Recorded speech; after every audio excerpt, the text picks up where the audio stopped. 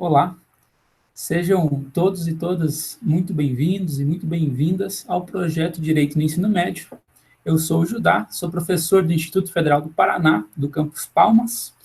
Então, sou professor da carreira do ensino básico, técnico e tecnológico. Essa carreira é uma carreira diferenciada em relação, por exemplo, à do magistério federal, das universidades federais. Eu posso, como qualquer professor do magistério federal, dar aula, né, da graduação ao doutorado.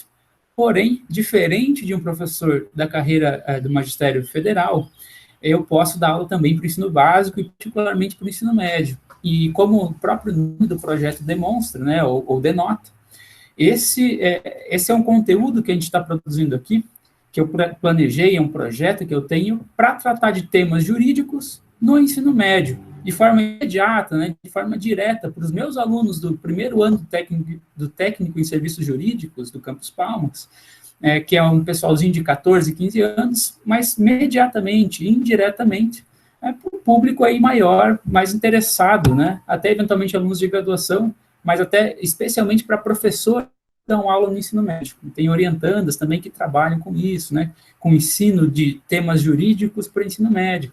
Eu tenho essa concepção de que o ensino jurídico ele não deve ser só para os especialistas da área, para quem vai ser um juiz, vai ser um advogado, vai ser um promotor, mas também é muito relevante o ensino jurídico para a formação de uma cidadania crítica.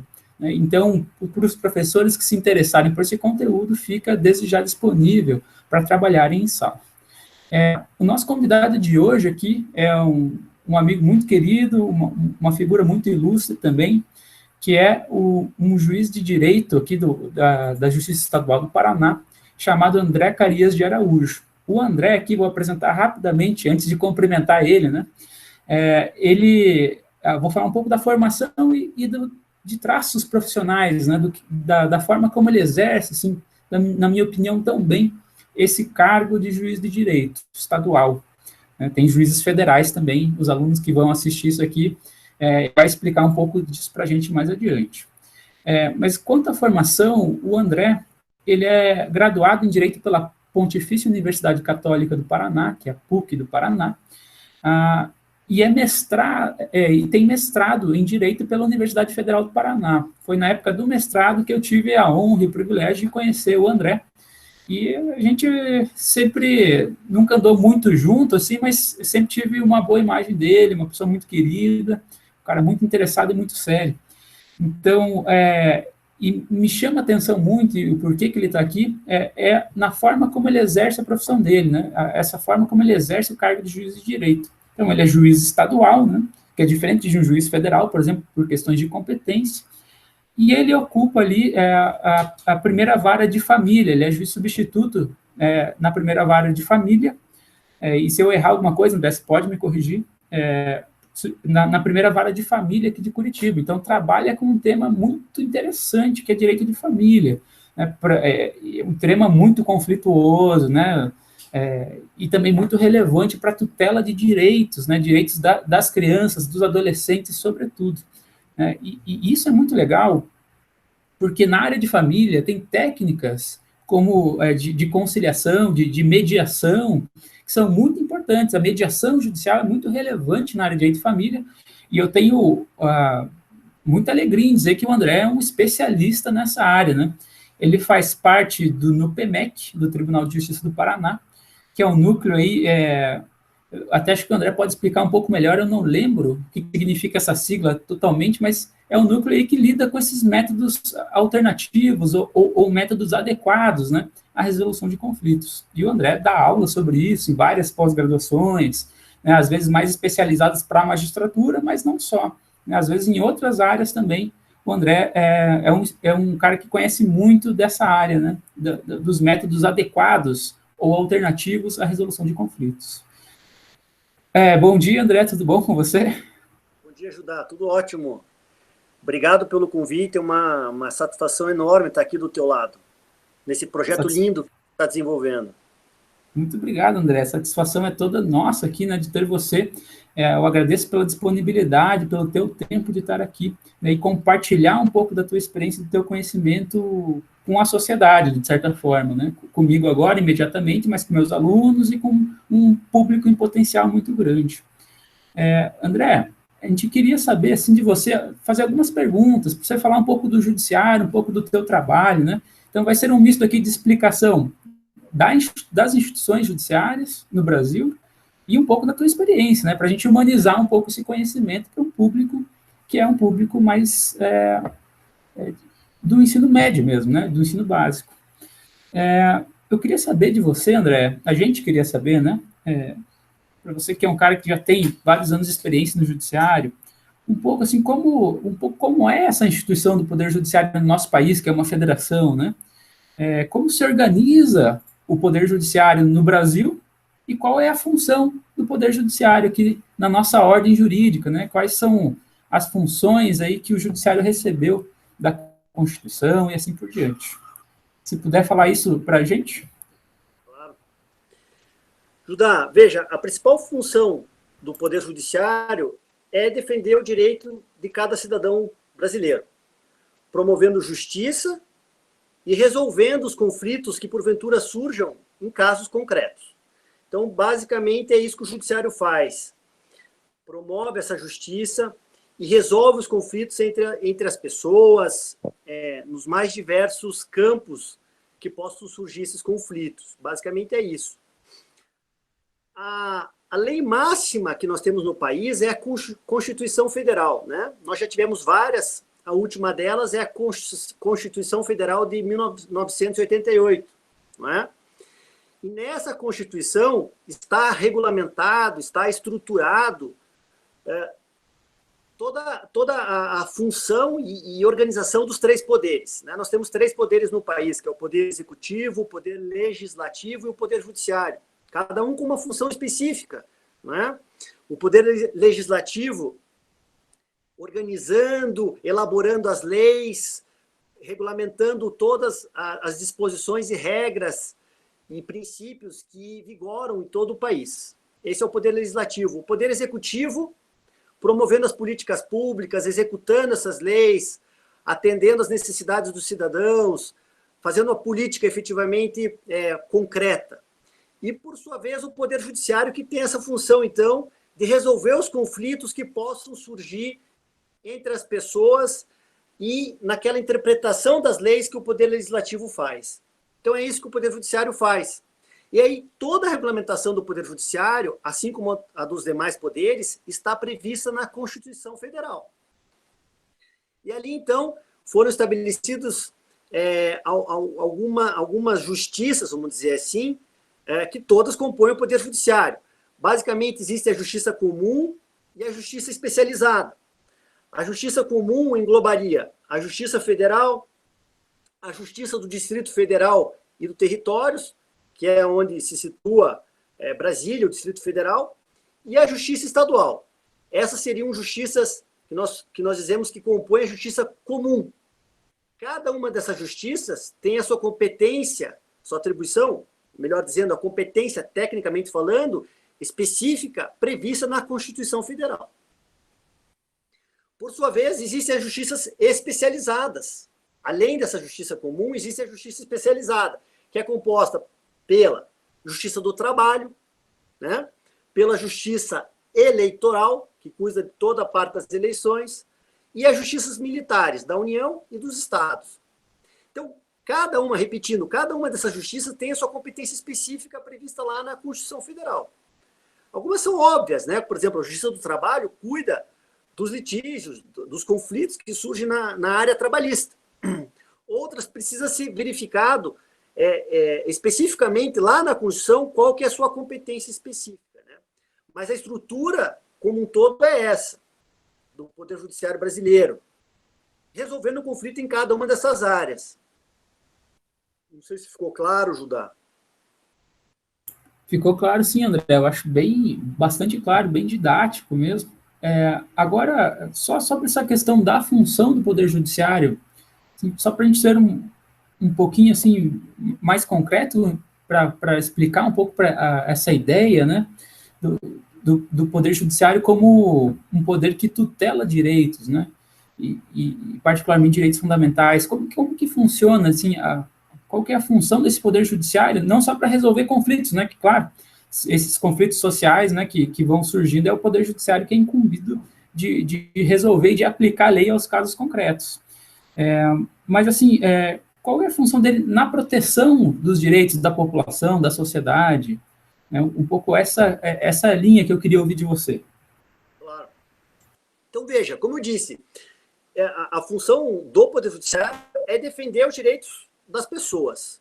Então, eventualmente, um direito pode ser violado, seja por um particular, seja pelo próprio Estado, e aí surge o interesse dessa pessoa defender ou buscar a realização da justiça e a proteção desse direito específico.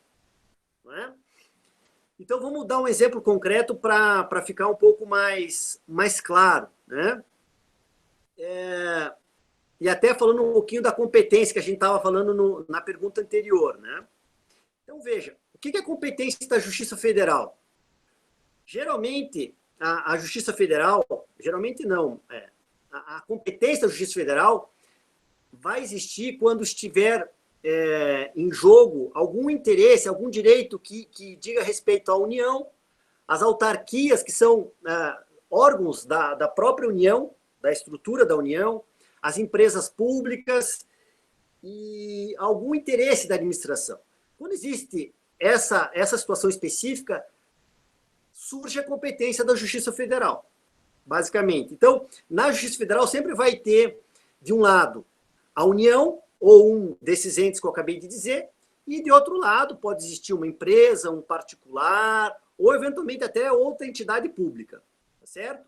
Então, vamos supor que uma pessoa trabalha muitos anos na agricultura, né? Ela tem uma área onde ela planta, onde ela cultiva algum produto, e durante muitos anos, então, ela exerce essa função, certo? Depois que uma pessoa cumpre muitos anos de trabalho, nós sabemos que surge o direito dela de se aposentar num determinado momento específico. Essa pessoa que trabalhou especificamente a sua vida inteira numa atividade rural, ela tem direito a uma aposentadoria específica, que nós chamamos de aposentadoria rural por idade, por exemplo. Então, se essa pessoa vai até um órgão público, que é o INSS, que é o órgão que cuida de toda a previdência no país, e esse órgão, por exemplo, nega o direito dessa pessoa, embora ela, na concepção dela, ela tenha direito a essa aposentadoria, como o INSS negou, surge para ela a possibilidade dela buscar esse direito que foi violado perante o Poder Judiciário. Ela pode buscar o cumprimento desse direito. Então, ela ajuiza, ela entra com faz um pedido, entra com uma ação, ajuiza uma ação contra a União, porque o INSS é um órgão da União, né? E pede para que o Judiciário reconheça o direito dela, que o Poder Executivo, que é a União, no caso, especificamente um órgão específico, que é o INSS, não está reconhecendo. Então, ela pede para que o Judiciário, então, diga, olha, INSS, você está equivocado. Essa pessoa cumpre os requisitos necessários para se aposentar por essa modalidade de aposentadoria rural por idade. E aí, então, o Judiciário vai lá e determina, então, ou reconhece o direito dessa pessoa de se aposentar. Então, é um exemplo, não é? Então, não sei se ficou claro, mas esse seria um exemplo comum de competência da própria União.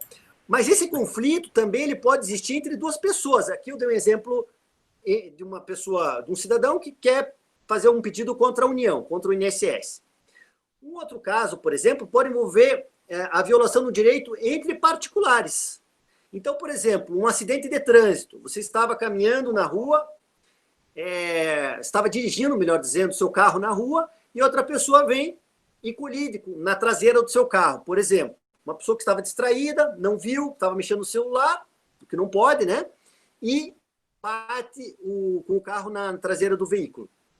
Vocês conversam e essa pessoa disse que não foi culpa dela, que ela não vai pagar, enfim.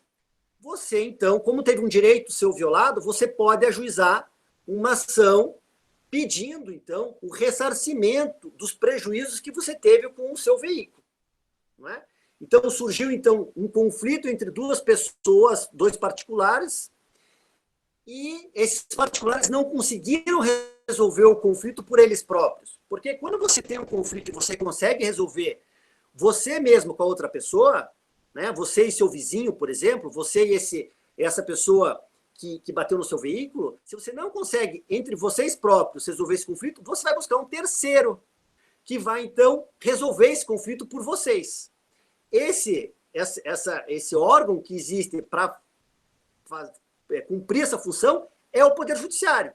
Então, toda vez que você entra num conflito e você não consegue resolver esse conflito por você próprio, você busca, então, esse órgão, que é o Poder Judiciário, que vai substituir você e a outra pessoa envolvida nesse conflito e vai decidir no lugar de vocês.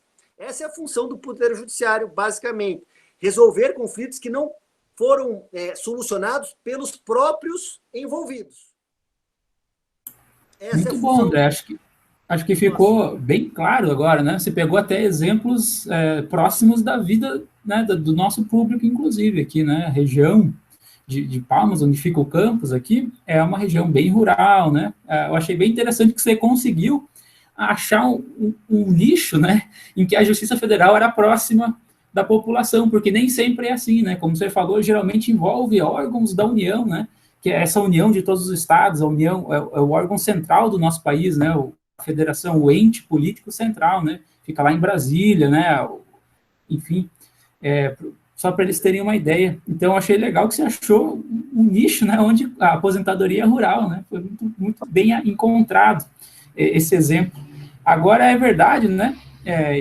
Pegando o gancho aqui, que a justiça estadual, ao menos em regra, é mais próxima da população, né? Dessa vida cotidiana da população. Por causa da competência, né? O tipo de competência da justiça estadual, que é a competência da tua carreira, por exemplo, acaba sendo mais próxima das pessoas em muitos casos, né? E o teu caso em particular ali é a vara de família, todos os conflitos de família, né? Divórcio, né? Guarda dos filhos, guarda compartilhada, essas coisas assim, que são muito próximas da vida das pessoas hoje em dia, isso é tudo competência da justiça estadual, né? E particularmente aí você trabalha diretamente com isso.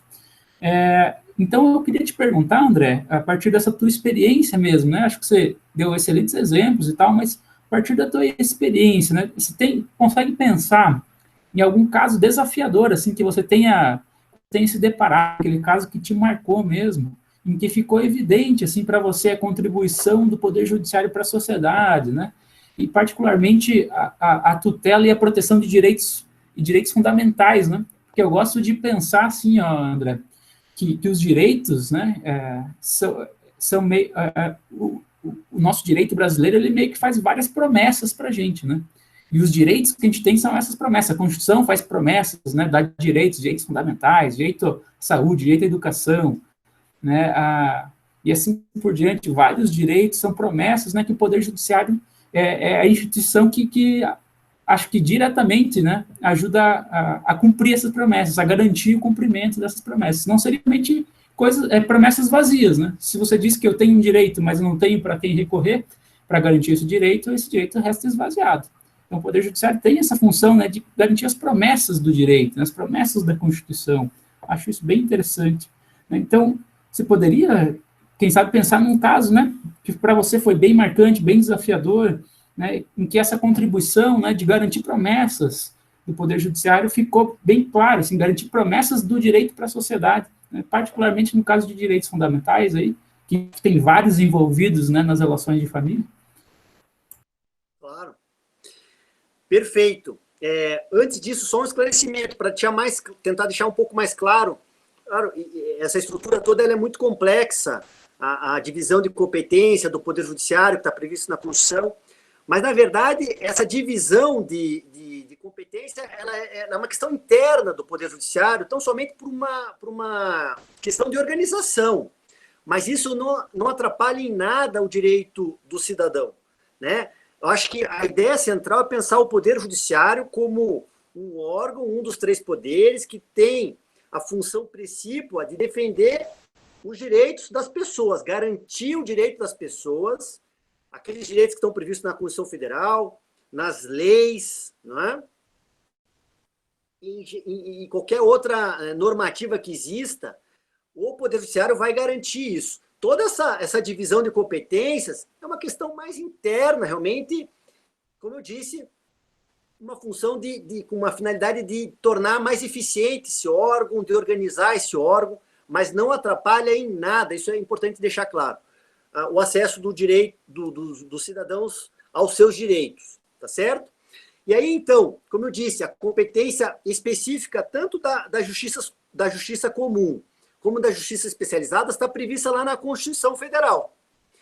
No que diz respeito à justiça estadual, nós dizemos que ela tem uma competência residual, ou seja, tudo que não é de competência das demais justiças vai ser da competência da justiça estadual. Então, uma competência muito abrangente, o que remanesce ali é bastante coisa. Então, quando você me faz essa pergunta de um caso prático, sim, a gente se depara com muitas situações de pessoas necessitadas, pessoas que tiveram direitos violados, né? Às vezes até pelo próprio Estado, né?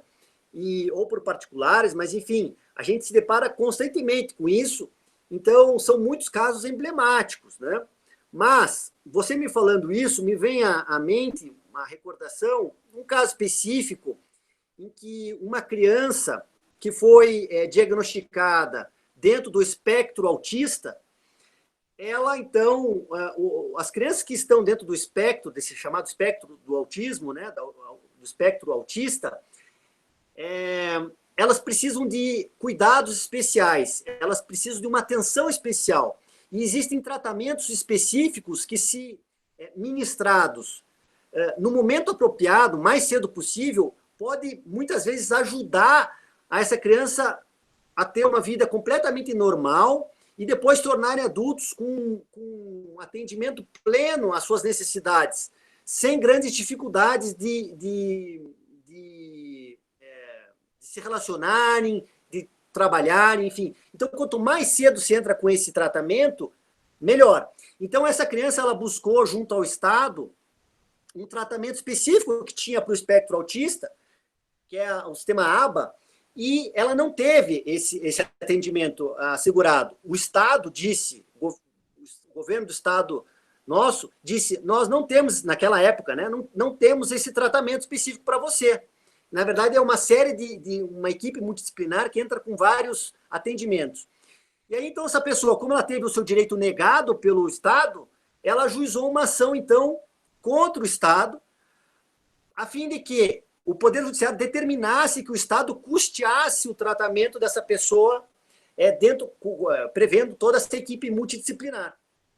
E isso, então, foi feito. Foi um caso que eu peguei, e aí eu fui fazendo uma série de diligências, fui consultando o Estado, fui confirmando se o Estado tinha, não tinha, o que o Estado podia fazer, quais eram as possibilidades. Eu fui dialogando com o Estado, não fiz isso da noite para o dia, de uma maneira repentina, mas eu fui construindo isso e o Estado chegou a um ponto que o Estado disse, nós não podemos, não temos.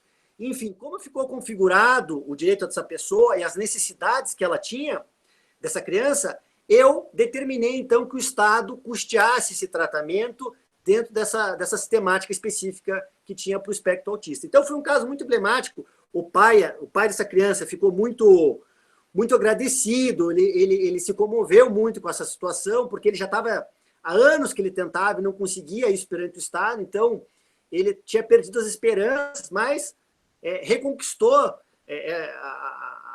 essa expectativa de ver o filho poder conviver melhor na sociedade. Então, isso foi um caso muito emblemático. Me recordo de um outro também, se você me permite, que eu acho que é uma situação bem também importante, que é o direito das transexuais de alterarem o nome, né? Seja o prenome, seja o nome como um todo, em razão da identidade de gênero que ela possui. Então, as pessoas que se consideram com uma identidade diversa daquela que foram registradas, muitas vezes, elas querem mudar isso, querem mudar o nome. Uma pessoa, então, ela nasceu com o gênero masculino, mas com o passar do tempo, ela se identifica, na verdade, com o gênero feminino, né? Toda a identidade dela, a visão que ela tem, a percepção que ela tem se identifica com a identidade feminina. E aí, então, ela pede para ser reconhecida como tal, né? Como uma mulher com um nome feminino, não com um nome específico feminino. E ela muitas vezes não conseguia isso. Hoje é mais comum, hoje se consegue isso, né? Hoje está prevista a possibilidade disso ser reconhecido. Mas alguns anos atrás não se reconhecia isso. Então, essa pessoa, além de ter todo o estigma, né? Além de ter todo o preconceito em relação a essas pessoas, além disso, ela não conseguia ver reconhecida a necessidade dela de ser reconhecida como uma pessoa do gênero feminino. E aí, então, o nome dela ela não conseguia mudar. Então, o judiciário, nesses casos, passou a reconhecer que existe o direito dessas pessoas a alterarem o nome para o nome gênero feminino, independentemente da realização de uma cirurgia. Porque durante alguns anos se entendeu que essa pessoa poderia mudar o nome, mas ela teria que fazer uma cirurgia, ou seja, ela teria que se mutilar o próprio corpo para poder alterar o nome. Isso viola um princípio fundamental previsto na Constituição Federal, que é a dignidade da pessoa humana, dessas pessoas. Então, não se pode exigir isso dessas pessoas. Então, o judiciário evoluiu na sua jurisprudência, na sua forma de interpretar a Constituição Federal, e passou a entender que essas pessoas têm, sim, direito a alterar o nome, independentemente de qualquer tipo de cirurgia. Então, casos que eu fiz vários desses casos, eu analisei, permitindo a alteração de nome, então, em razão dessas circunstâncias, né?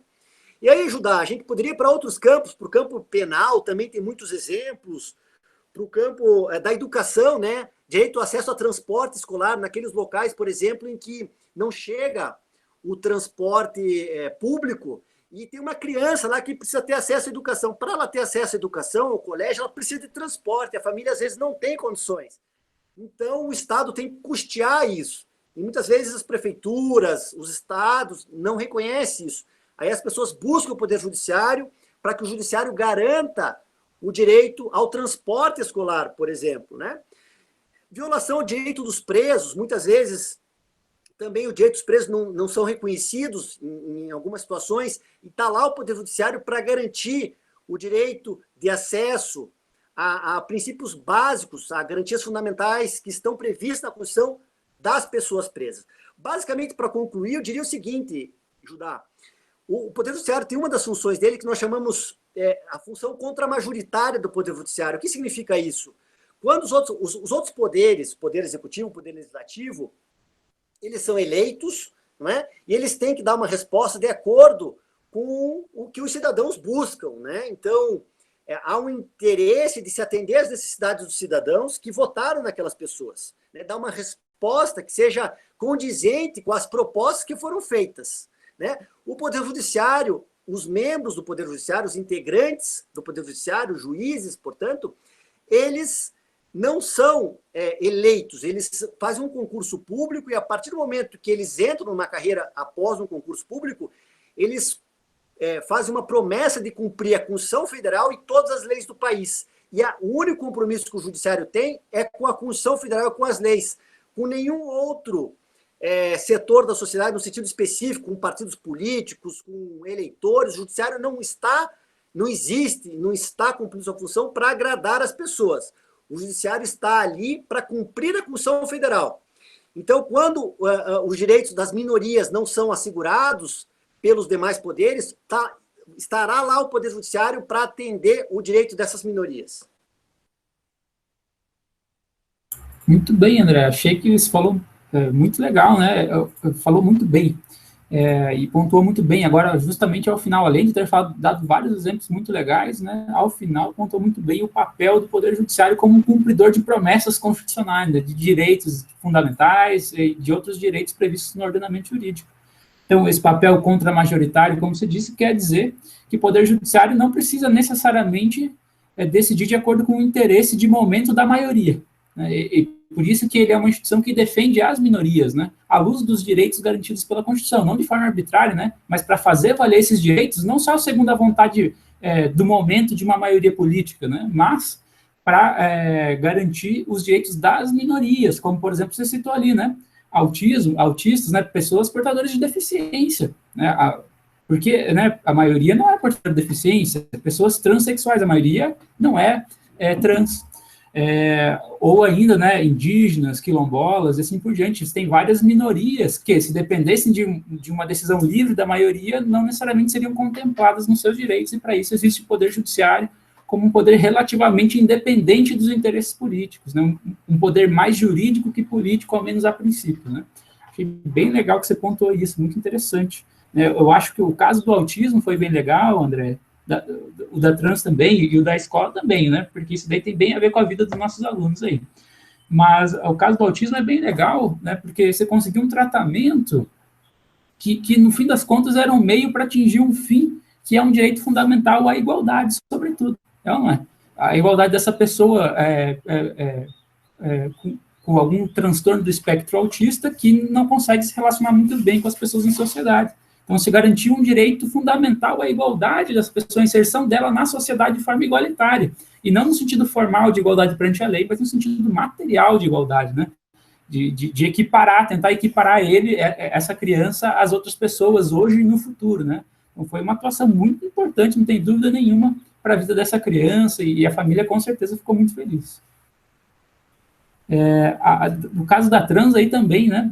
Dos transexuais, enfim, a mudança do nome, imagine que absurdo você exigir uma cirurgia para poder mudar o nome, né? Você viola vários direitos fundamentais aí, se viola o direito fundamental à integridade física, né? O direito fundamental também a uma vida digna, né, das pessoas, né? Viver com dignidade, independente das escolhas que a gente faz, né? Na verdade, viver de acordo com as escolhas que a gente faz, acho que isso é mais preciso até. E ali, nesse caso, você garantiu, eu acho, né, na minha opinião, além de uma vida digna para essas pessoas, né, o direito à imagem, né, o direito ao nome, sobretudo direitos da personalidade, aí, que são também direitos fundamentais. Né, embora alguns não sejam explícitos na Constituição, mas se depreende implicitamente de um direito geral, um direito geral ao livre desenvolvimento da personalidade, né? Mas, enfim, eu acho que foi bem interessante, André, esses exemplos que você deu e essa tua pontuação final. Eu só teria uma última pergunta para você aqui, bem rapidamente, né, sem tomar muito do seu tempo, que é mais ou menos isso mesmo, né? O que te inspira como juiz, né? Porque, com certeza, você tem as dificuldades, com certeza tem os impasses no exercício da profissão, né? Às vezes você sente isso, às vezes você chega cansado em casa, estressado, né? Às vezes um caso ali foi muito espinhoso, mas eu sei que você é um cara que ama o que faz, que faz as coisas de coração, né? Você é juiz estadual porque você ama ser juiz estadual. O que te inspira como juiz, né? Que quando você chega no final do dia cansado, você fala, não, vale a pena ser juiz estadual. O que é isso daí, André? Olha, Judá, uma coisa que eu não falei que eu acho que é importante, que está relacionada a isso, o judiciário, como disse, ele existe para garantir o acesso das pessoas aos seus direitos, não é? Fazer justiça, defender os direitos do cidadão, não é? Muitas vezes a pessoa tem seu direito violado e o judiciário é a última porta que ela procura para atender às suas necessidades. Ela procurou outros órgãos, ela procurou os outros poderes e não conseguiu resolver a sua necessidade, resolver essa violação do seu direito. E aí, então, ela busca o Poder Judiciário como uma última esperança. E é o Judiciário que garante às pessoas essa esperança. É o Poder Judiciário que garante às pessoas o atendimento das necessidades delas. Então, isso é uma das coisas que me inspira.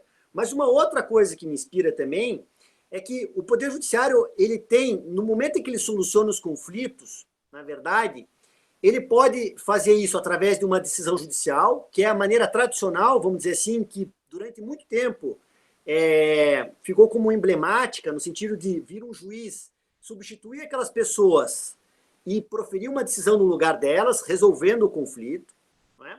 Mas uma outra forma de se resolver um conflito é através da chamada autocomposição, que cada vez mais vem ganhando corpo dentro do Poder Judiciário, que é, na verdade, a busca da solução dos conflitos pelos próprios envolvidos. O judiciário, então, ele entra como um terceiro imparcial que vai ajudar as pessoas a dialogarem e elas próprias buscarem a solução dos seus conflitos, buscarem o atendimento das suas necessidades através de uma composição realizada por elas próprias. Isso tem um efeito pedagógico muito grande, porque a partir do momento que as pessoas percebem que elas próprias podem resolver seus conflitos, se isso for bem construído, elas saem dali com a sensação, enfim, com o conhecimento de que elas têm condições, elas têm capacidade de resolver seus futuros conflitos pelo mesmo modo, ou seja, buscando a solução por elas próprias. Isso é uma forma de dar emancipação às pessoas, de garantir que as pessoas tenham autonomia, que elas não dependam de um terceiro para que o conflito seja solucionado. Então, a autocomposição tem essa função, vamos dizer assim, pedagógica, no sentido de ajudar as pessoas a buscarem uma solução que depois elas vão poder aplicar em outras situações. Elas têm condições de resolver seus próprios conflitos. Isso a autocomposição ajuda muito. Então, hoje o judiciário tem essa função de promover a autocomposição, né? Tem toda uma estrutura no Poder Judiciário, no NUPEMEC, como você falou, que é o Núcleo Permanente de Solução Consensual dos Conflitos, e existem os SEJUSCs, os Centros Judiciários de Solução em Conflitos e Cidadania, porque nesses SEJUSCs é onde se desenvolve toda a parte de autocomposição, ou seja, onde se realizam mediações, conciliações, aplica-se justiça restaurativa, né? Constroem-se os círculos de construção de paz, os círculos restaurativos, que são formas de solucionar o conflito pela autocomposição, basicamente. Então, ali naquele lugar, se estimula muito o diálogo, a solução construída pelas próprias pessoas. Além disso, se promove os direitos do cidadão através da orientação por meio de esclarecimentos, de garantia da cidadania das pessoas. Assegura-se a cidadania através do esclarecimento dos direitos dessas pessoas que elas têm. Então, isso tudo é feito dentro dos SEJUSCs hoje em dia. O judiciário, então, ele está mudando a cara dele, não só para decidir conflitos por meio de uma decisão imposta, mas também para ajudar as pessoas a buscarem, a construir soluções por elas próprias e também orientando essas pessoas como que elas podem resolver seus conflitos. Isso tudo é uma política nova, vamos dizer assim, no sentido política pública do Poder Judiciário, é algo novo, tem 10, 15 anos que vem sendo construído, cada vez mais vem ganhando corpo. Isso me estimula também muito, Judá, isso me anima, porque eu sei que quando as pessoas vão para um SEJUSC, ou mesmo quando elas estão numa sala de audiência, e o juiz consegue, através do diálogo entre essas pessoas, fazer com que elas reconheçam suas necessidades próprias e a necessidade do outro, e a partir disso possam construir por elas próprias uma forma de atender essa necessidade mútua das pessoas, as necessidades humanas mútuas. Quando o juiz faz isso, consegue ajudar as pessoas a elas próprias a construir a solução, é uma gratificação muito grande, Judá, porque a gente percebe que a gente está ajudando a pacificar a sociedade, a gente percebe que a gente está ajudando as pessoas a saírem de uma sala de audiência com as suas necessidades atendidas e, ao mesmo tempo, sem sofrimento, sem mágoa, muitas vezes, sem desgastes econômicos, emocionais, que o processo, muitas vezes, litigioso, quando tem muito conflito, muita briga e o juiz tem que decidir, às vezes acaba provocando um desgaste emocional, um desgaste financeiro muito grande. Tudo isso, quando se consegue resolver o conflito através do diálogo, da autocomposição, é evitado. Então, quando a gente consegue fazer isso, principalmente em casos de família, né, atendendo às necessidades das pessoas, é muito gratificante. Então, é isso que me estimula hoje em dia a ajudar a trabalhar na área de família e a ajudar as pessoas. É isso que eu busco. Excelente, André. Eu só tenho a dizer aqui que fico muito orgulhoso, muito feliz de a gente ter um juiz como você aqui no nosso estado, né, preocupado em ajudar as pessoas, né, por meio não só das decisões, mas também com essa tua área de especialidade que é a da autocomposição, né, você ajudar as pessoas a resolverem seus conflitos. Eu acho isso muito interessante. Muito feliz de ouvir essa tua inspiração. Dá para ver que isso te inspira mesmo, deu para ver até da forma como você falou. Foi muito interessante aqui assistir você falando disso, assim, de coração mesmo, né, empolgado, os sentimentos afloram, né? Cara, foi muito legal mesmo, André. Eu agradeço a tua disposição, o teu tempo e a tua vontade de contribuir para as pessoas, não só como juiz, mas também aqui nessa entrevista para os meus alunos e para outros alunos aí de graduações, mas particularmente do ensino médio. Muito obrigado. Eu que agradeço a oportunidade. É sempre bom poder falar para a sociedade e lembrar a sociedade que o Poder Judiciário existe para servir as pessoas. As pessoas contribuem com os tributos, pagam as diversas taxas, impostos, etc., para que o Estado promova o exercício dos direitos das pessoas, não é? Para que o Estado atenda as pessoas. Então, nós somos poderes que estão a serviço da população, a serviço do cidadão. Então, é sempre bom estar aqui para poder falar e lembrar disso, que nós, servidores públicos, servimos as pessoas, aqueles que nos pagam, aqueles que buscam a ajuda dos poderes. Então, o Judiciário sempre vai estar à disposição, sempre deve estar à disposição de todo cidadão que precise. Então, obrigado pela oportunidade de poder lembrar isso e parabenizo você pelo trabalho brilhante, pelo profissional extraordinário que você é, que valoriza a história do direito, a estrutura como um todo da teoria geral do direito, né? Enfim, eu te parabenizo por todo o trabalho que você faz, o serviço de relevância elevadíssima que você presta, ajudando também os cidadãos a terem um acesso a um ensino de qualidade. Parabéns pelo teu trabalho.